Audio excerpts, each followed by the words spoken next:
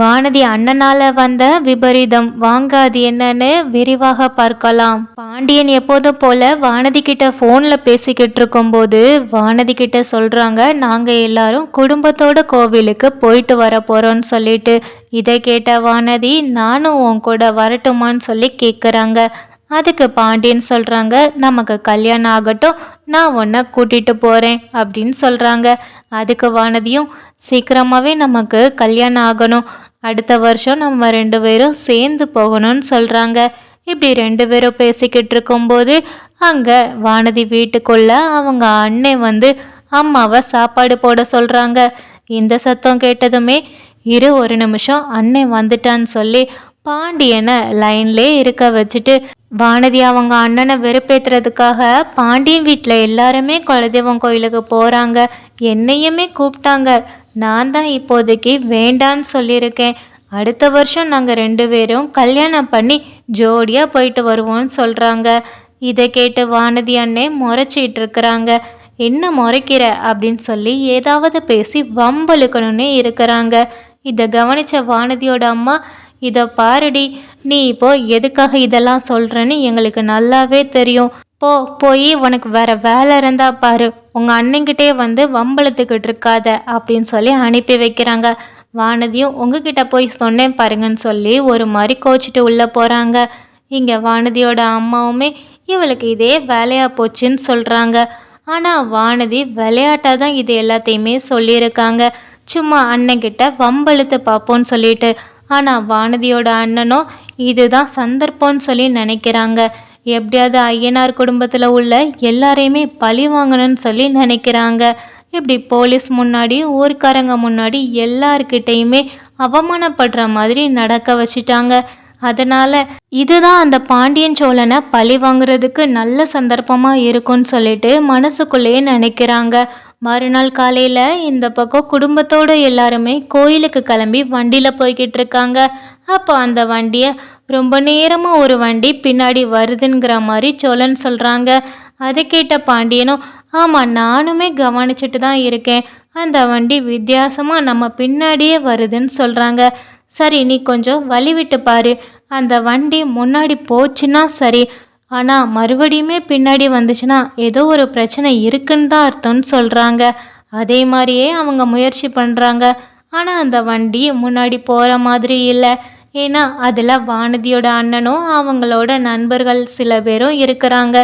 எப்படியாவது சோழனை வம்பழுத்து அவங்கள அடிக்கணும்னு சொல்லிட்டு நினைக்கிறாங்க. பாண்டியனையும் அடிக்கிறதுக்காக மட்டும்தான் வந்திருக்காங்க. அப்போ நம்ம சோழனுமே ரொம்பவே வேகமாக வண்டி ஓட்டிகிட்டு இருக்கிறாங்க. அதே நேரம் பின்னாடி இன்னொரு வண்டியுமே அவங்கள பின்தொடர்ந்த மாதிரி இருக்குது.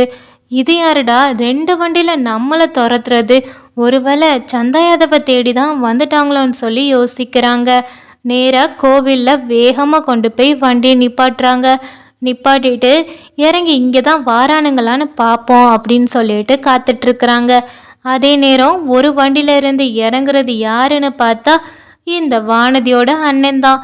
அவன் நேராக பாண்டியனை அடிக்கிறதுக்காக நிறைய ஆட்களோட வரான். இதை பார்த்ததுமே சோழனுக்கு புரியுது, டேய் பாத்தியாடா உன்னோட ஆளோட அண்ணனுக்கு தைரியத்தை, அன்னைக்கு தான் வாங்கி கட்டினான், ஆனால் இப்போ மறுபடியுமே வாங்கி கட்டுறதுக்குனே வந்திருக்கான் அப்படின்னு சொல்லிட்டு அவனை அடிக்க போகிறாங்க.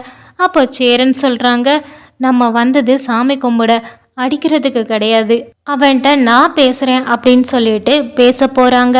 அப்போ சோழன் எவ்வளவோ சொல்கிறாங்க, அவன்கிட்ட பேச வேண்டாம், அவன் பேசக்கூடிய ஆளும் கிடையாதுன்னு சொல்லிட்டு. ஆனால் சேரனன் சொல்கிறாங்க, இல்லை நான் போய் பேசி பார்த்துட்டு வரேன்னு சொல்லிட்டு அமைதியாக தான் சொல்கிறாங்க. ஏப்பா இந்த மாதிரி கோயில்கிட்டலாம் வந்து தகராறு பண்ணுறது நல்லது கிடையாது.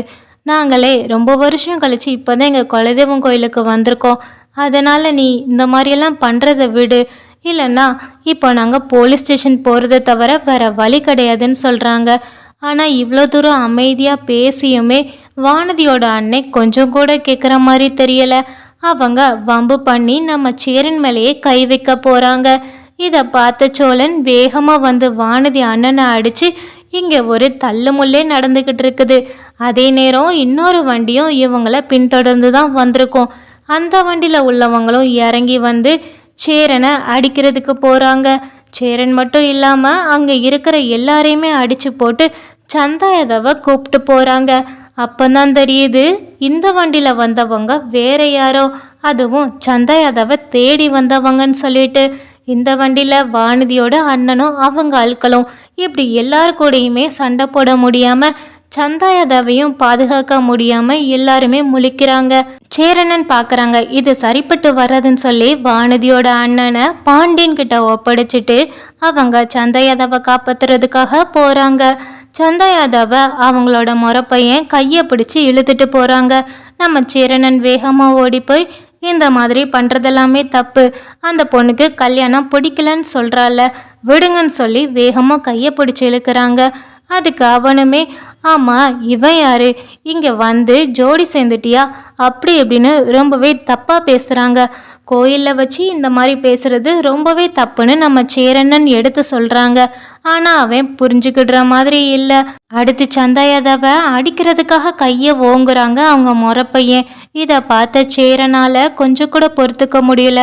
ஒரு பொண்ணு மேலே கை வைக்க வர அப்படின்னு சொல்லிட்டு அவனை இன்னுமே நல்லா அடிக்கிறாங்க.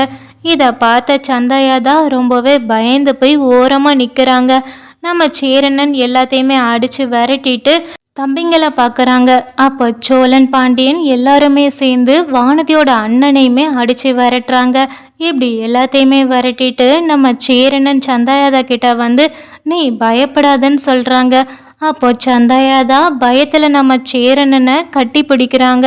என்னை காப்பாற்றினதுக்கு ரொம்பவே நன்றி, அவங்கள பார்த்ததுமே என்னை எப்படியும் கூட்டிகிட்டு போயிடுவாங்க, என் வாழ்க்கை இதோட முடிஞ்சதுங்கிற மாதிரி தான் நான் யோசித்தேன்.